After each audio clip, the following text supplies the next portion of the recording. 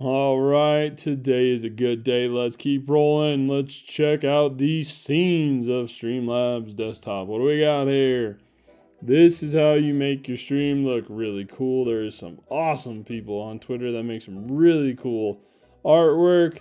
But to pick one out, let's do it quick. Neon.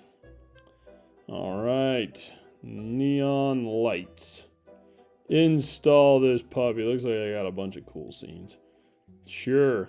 And if I drop audio, I'll pick it up after, but this is how you install this scene. Boom.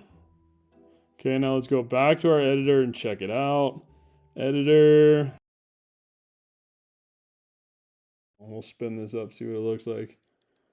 All right, and there's our new scene. So we'll get started on editing this, but that is how you add a new scene in StreamLabs desktop.